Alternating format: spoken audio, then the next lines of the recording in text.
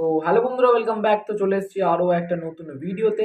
আর আজকে কিন্তু এই ভিডিওতে কিছু ট্রান্সফার আপডেট আছে, আর বাদবাকি অনেক কিছু খবর আছে। তো সেই সব কিন্তু আপডেট তোমাদের বলবো। তো তার আগে বলে দিই, যারা যারা এখনো অব্দি চ্যানেলটাকে সাবস্ক্রাইব করনি বন্ধুরা, তো অবশ্যই চ্যানেলটাকে সাবস্ক্রাইব করে পাশে থাকা বেল আইকনটাকে অল নোটিফিকেশনে ক্লিক করে শেয়ার করে দিও। তো প্রথমেই যে আপডেটটা দেবো সেটা হচ্ছে, আমাদের গতকাল কিন্তু ইস্ট বেঙ্গলের ম্যাচ ছিল, east Bengal versus Punjab FC.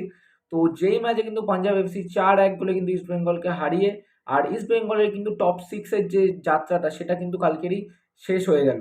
হ্যাঁ বন্ধুরা, কালকের যদি ম্যাচটা জিততো তাহলে কিন্তু চান্স থাকতো ইস্ট বেঙ্গলের জন্য, বাট কালকের ম্যাচটা কিন্তু 4-1 গোলে হারার পর কিন্তু ইস্ট বেঙ্গল কিন্তু প্লে অফসের জন্য কোয়ালিফাই করবে না এই সিজনের জন্য। আর অপরদিকে কিন্তু চেন্নাইন এফসি কিন্তু কোয়ালিফাই করে গেল টপ সিক্সের জন্য।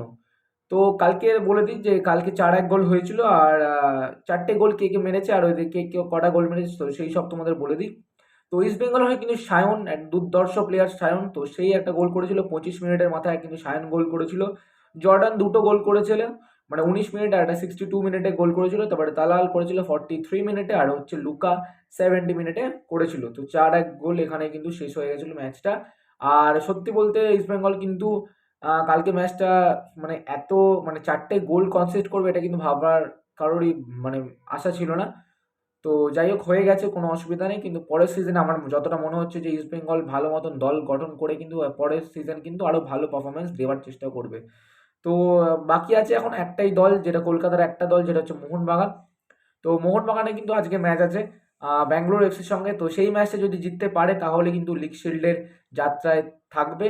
আর না হলে কিন্তু আবার সেই বলতেই পারো, যদি না জিততে পারে তাহলে কিন্তু লিগ শিল্ডের যাত্রা থেকে কিন্তু মোহনবাগানও বেরিয়ে যাবে। তো দেখা যাক কি হয় না হয়। তো আশা করছি সব কিছু ঠিকঠাক থাকবে। তো তোমরা কারা কারা প্রেডিক্ট করছো সেই স্কোরটা কিন্তু অবশ্যই বলে দিও। আর ইস্ট বেঙ্গলের কালকে খেলা দেখে তোমাদের কীরকম লেগেছে সেটা কিন্তু অবশ্যই কমেন্ট করে বলে দিও। তো ইস্ট বেঙ্গলে তো আপডেট দিয়ে দিলাম। তো তারপরে কিন্তু ট্রান্সফার আপডেট তোমাদের নিয়ে কথা বলি।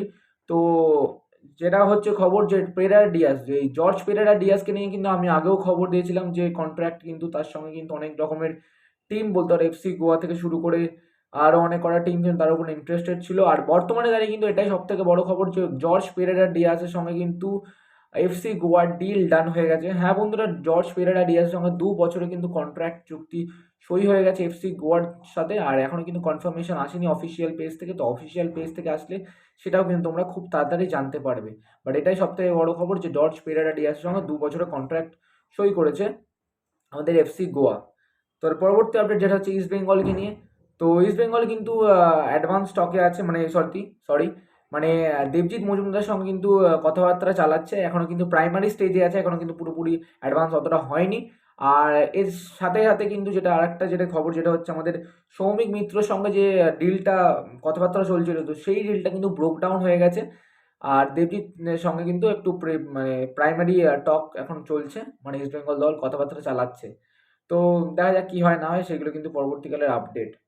তো এর পরবর্তী আপডেট যেটা হচ্ছে জিতেন্দ্র সিংকে নিয়ে। তো জিতেন্দ্র সিংকে নিয়ে আমি আগেও ভিডিও বানিয়েছিলাম, আর তো আজকেরও একটা আপডেট চলে এসেছে যে চেন্নাইন এফসি কিন্তু অ্যাডভান্স স্টেজে আছে জিতেন্দ্র সিংকে সই করানোর।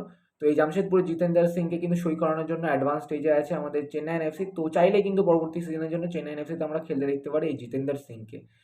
তো সবার আর এই ছিল আজকে জিতেন্দ্র সিং এর ব্যাপারে আপডেট। আর লাস্ট অ্যান্ড ফাইনাল আপডেট যেটা হচ্ছে মোহামেডান স্পোর্টিং ক্লাবকে নিয়ে। তো মোহামেডান স্পোর্টিং ক্লাবের যে লাস্ট ম্যাচ, আই লিগের লাস্ট ম্যাচ, সেটা আমরা ভালো করে জানি যে দিল্লি এফসির সঙ্গে আছে।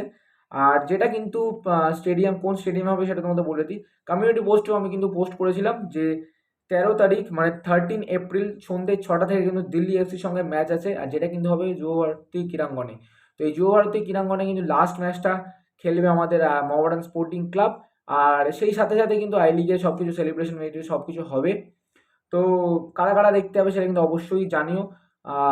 কারা কারা মোহামেডান স্পোর্টিং মোহামেডান সাপোর্টাররা কারা কারা যাবে কিন্তু অবশ্যই কমেন্ট বক্সে জানিও।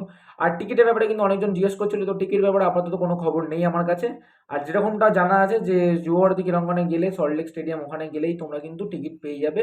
আর এছাড়াও জানি না অফিসিয়াল পেজ থেকে হয়তো ফ্রিতেও টিকিটগুলো দিতে পারে। তো দেখা যাক কি হয় না হয়, সেইগুলো কিন্তু পরবর্তী আপডেট যখনই আমি আপডেট পাবো তখনই কিন্তু তোমাদের আমি আপডেট দিয়ে দেবো।